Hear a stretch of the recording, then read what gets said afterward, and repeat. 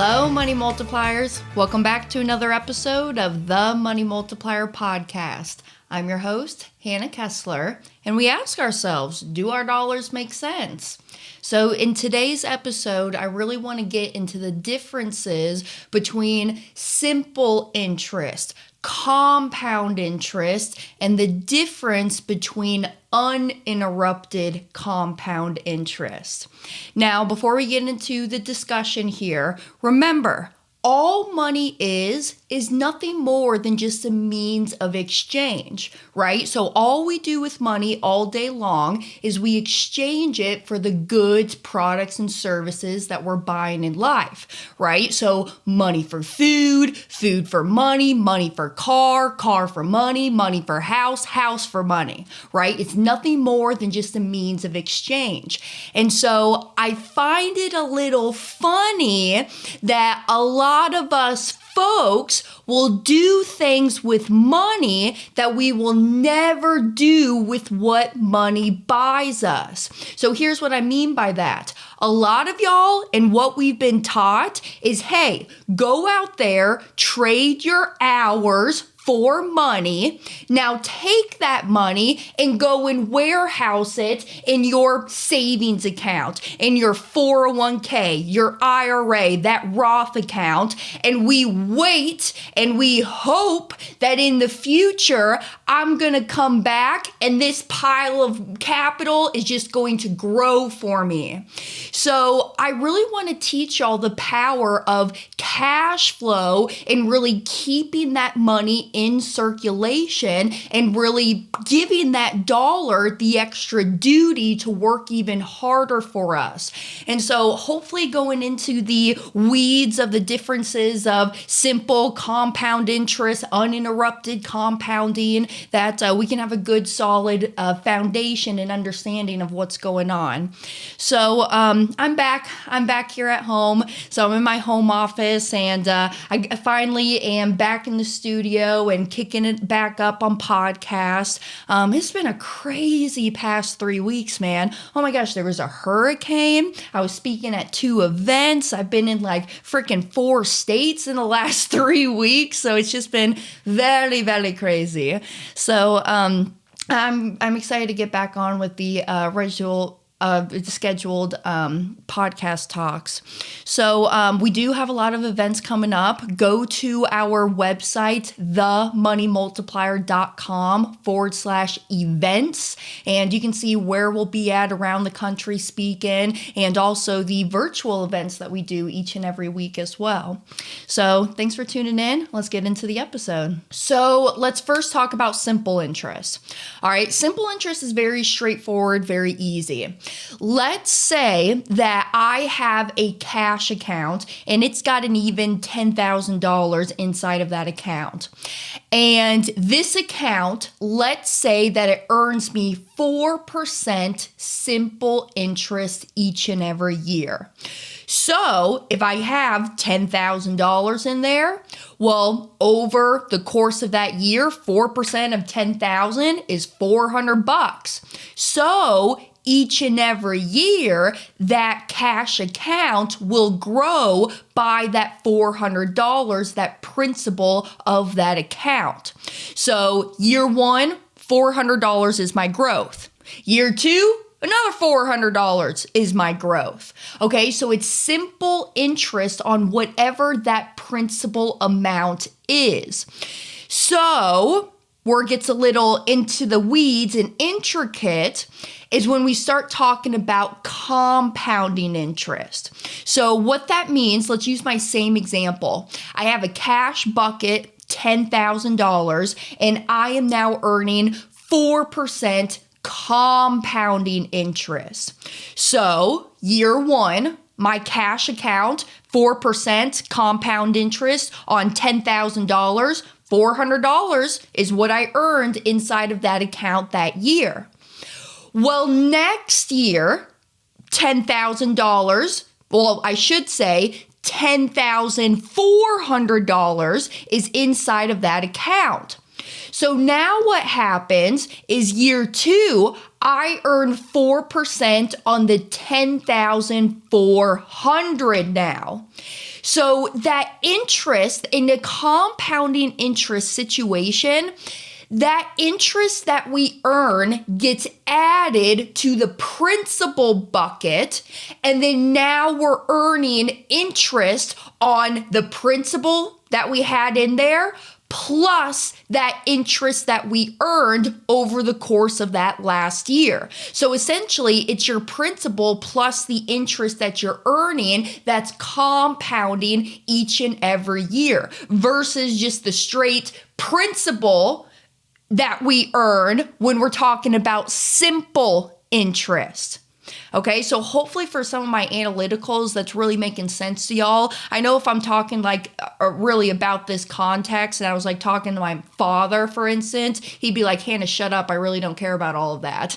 But I just want to get into the weeds and explain this to y'all, because here's really where the power of the infinite banking concept comes into play. So inside of the policy, yes, we do earn compounding interest, but where this concept and the philosophy of the infinite banking concept come into play is that you're still able to use that cash and that compounding interest that we earn in the policy.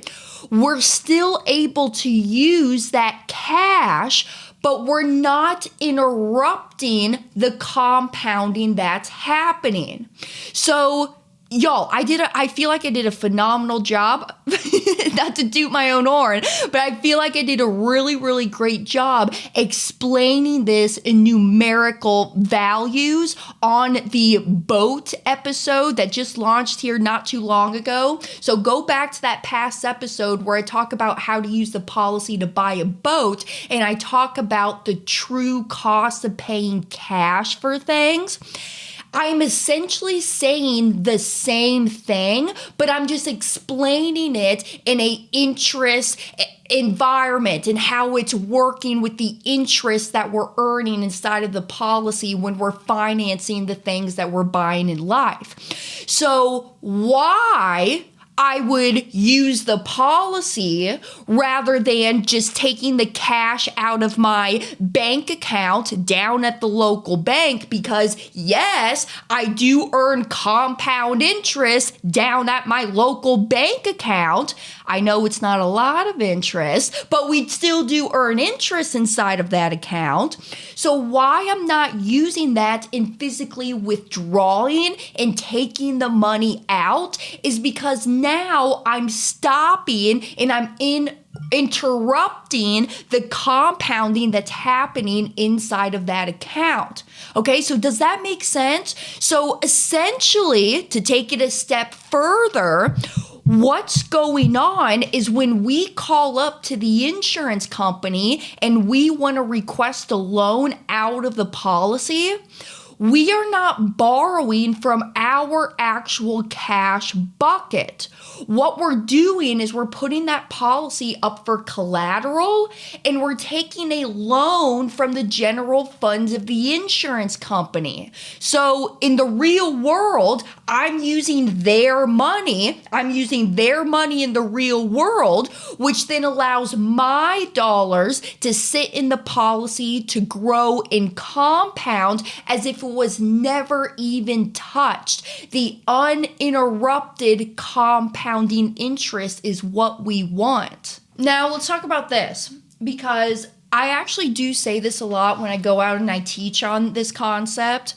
You know, I want you to name me one business in the world that actually uses compound interest. And the first business that you think of is you think banks. You know, Hannah, banks use compound interest. Well, let's think about that. Do they use compound interest? No. They pay you compound interest and they charge you compound interest, but banks aren't using compound interest. So here's really what I mean by that. If you have, let's say, a $20 bill, I don't have a prop here with me today, but normally I'll have a $20 bill and I'll hold it up, right? And I'll say, hey, you know, if I had this $20 bill and I want it to go compound down at the bank. I'll take that $20 bill and I'll go down to the bank and I'll put it into my account, and it will sit there and compound until I come back and I withdraw it out. So in the business sense, what is that business that actually uses compound interest? And we think banks, right? Well, okay. Well, let's say that I have my $20 bill here and I put my initials on it and I highlight it in yellow. And then I take that $20 down to the bank and I say, hey, Mr. Banker, here's my $20. Please go put it into my account. And then let's say I come back. Doesn't matter when. It could be a month, a day, a few hours. I go back and I want to request $20 out of my account.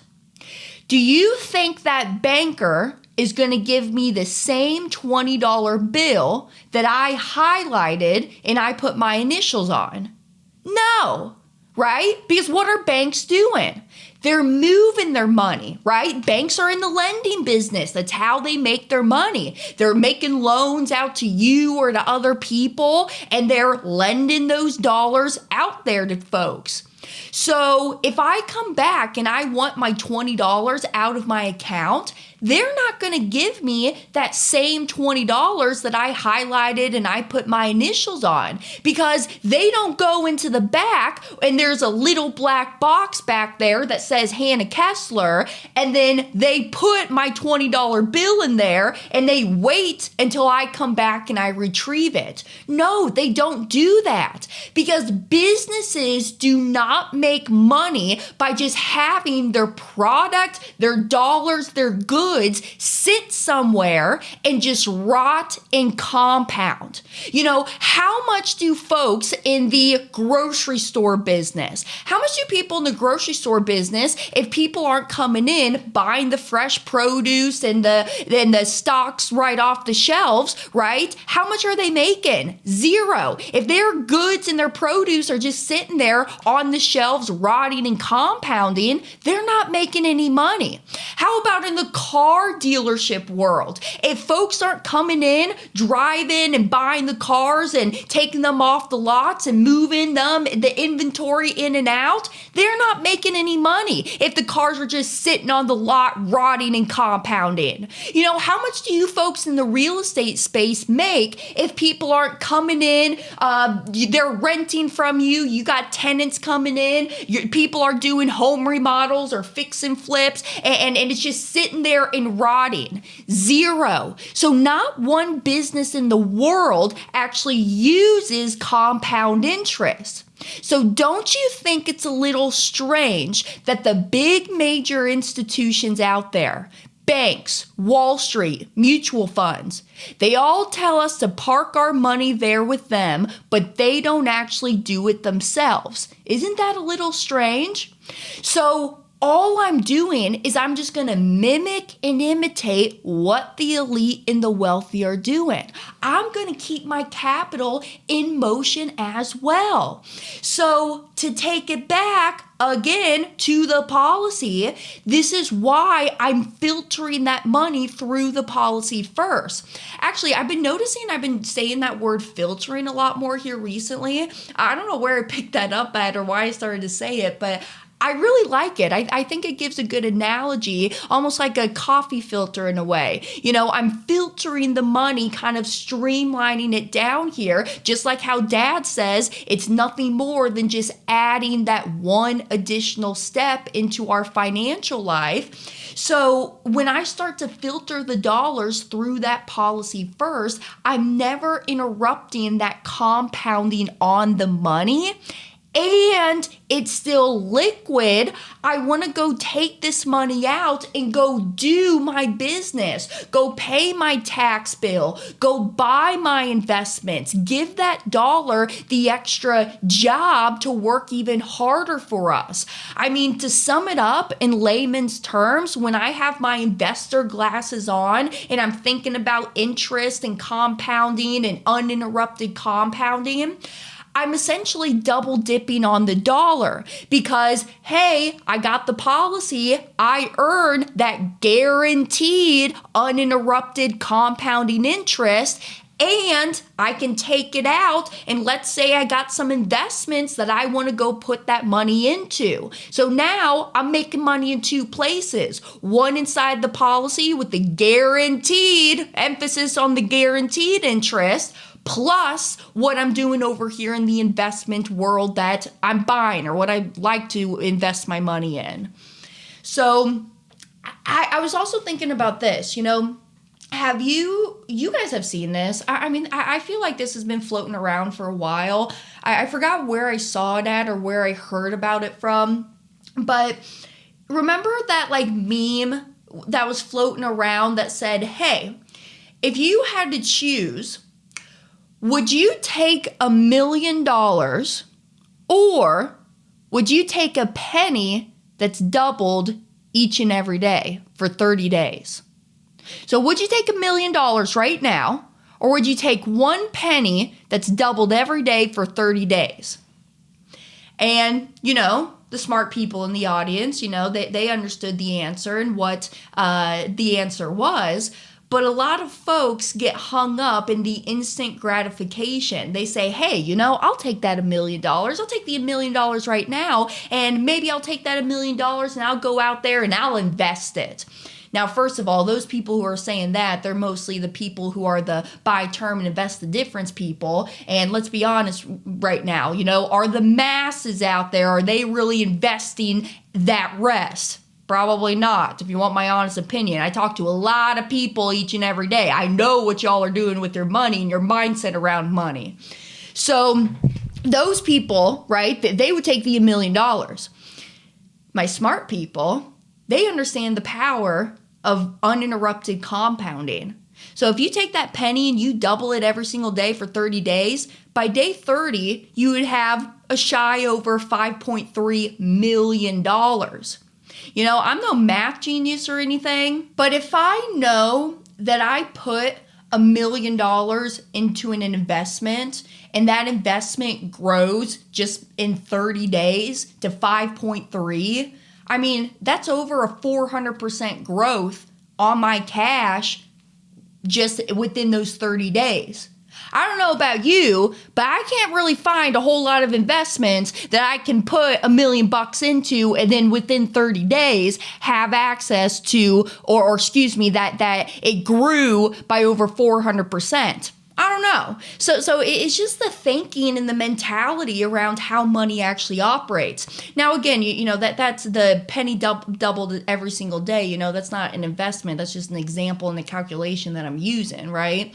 But it's just very interesting. It's very interesting to see the mindset around money and kind of the hoardingness, right?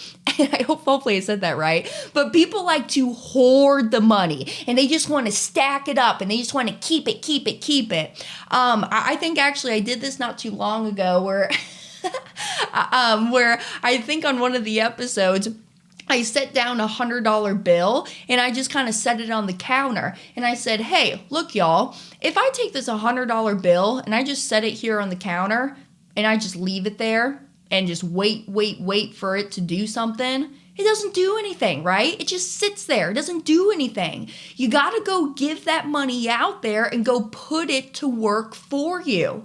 And here again, this is what my mom always says. The little dollars, they're your little green men. These little green men, you got to go put them to work because now the whole objective is creating an army of little green men who are out there working for you so that you can be the one taking back the time freedom for yourself. Isn't that the whole goal here? If nothing else, and again, you should be knowing your why and identifying that why and why money's important to you. I think it's very funny too that a lot of people say that they want financial freedom, but they really don't know what that means to them. So really label out your why.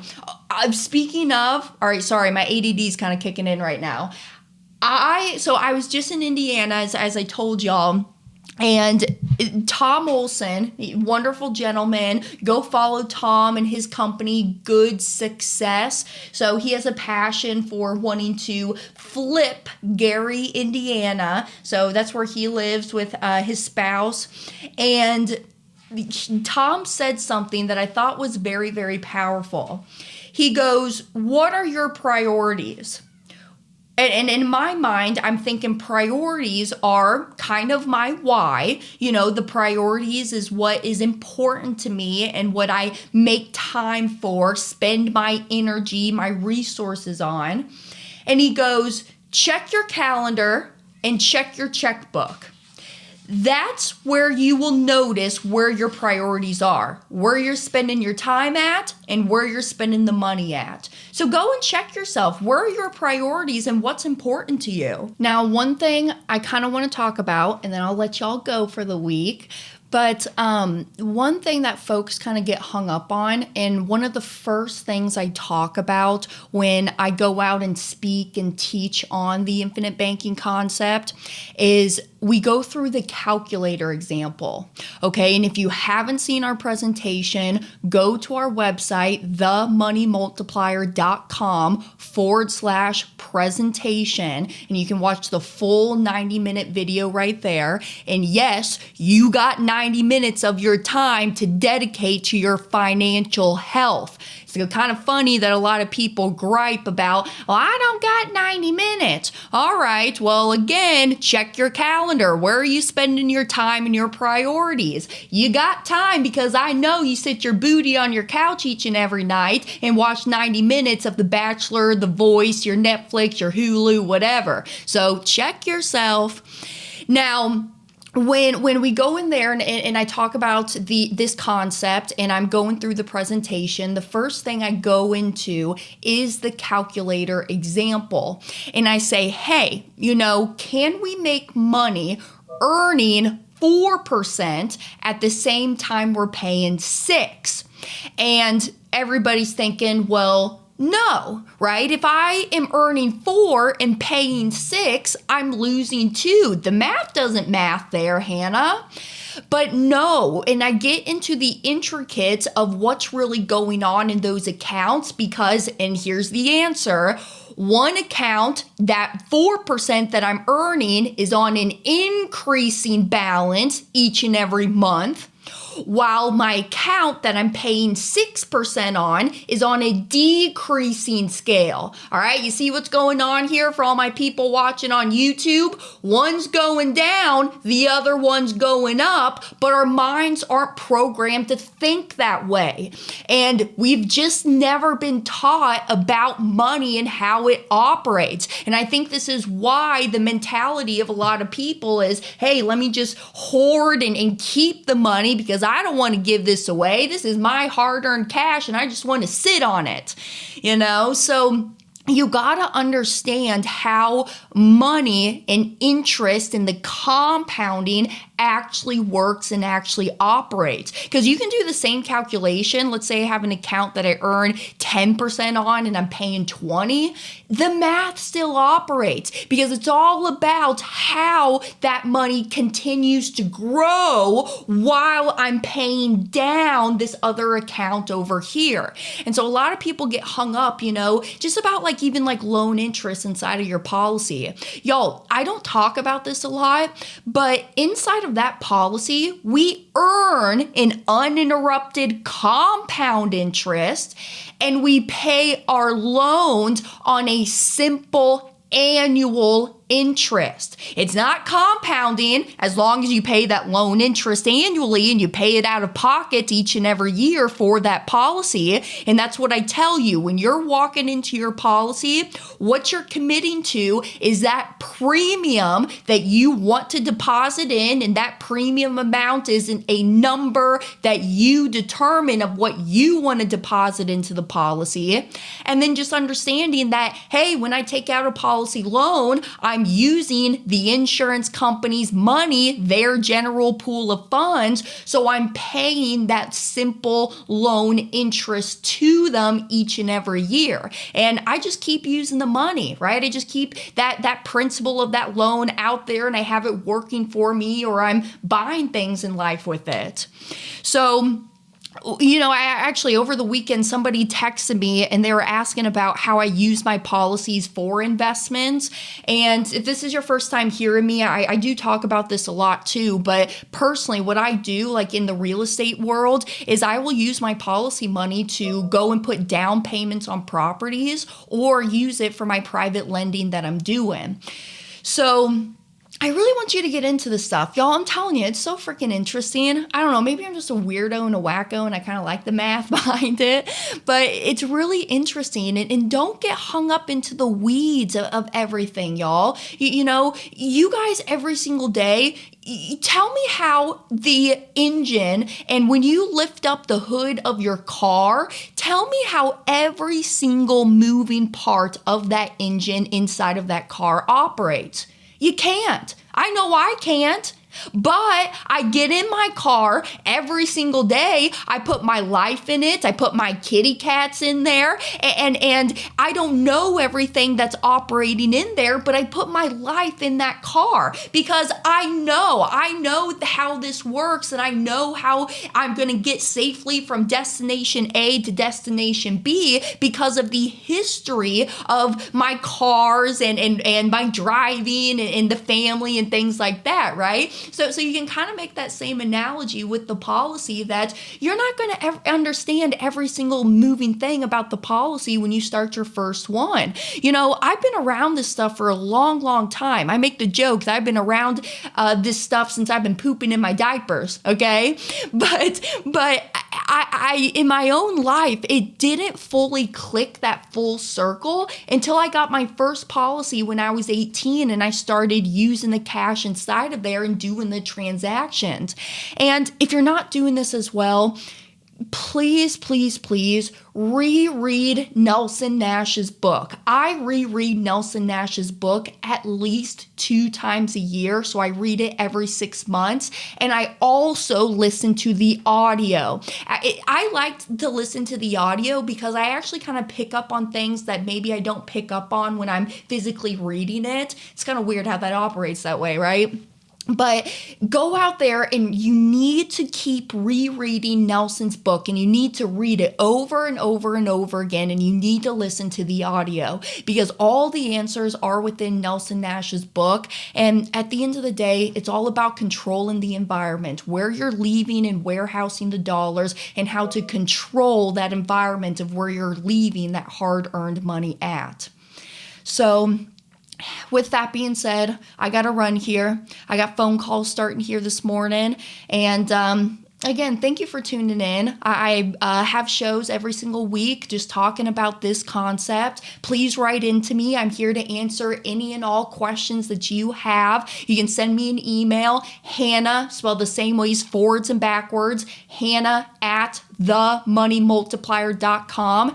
And just let me know how I can help and serve you. And until next week, until next time, I'll see you then. Bye, everybody.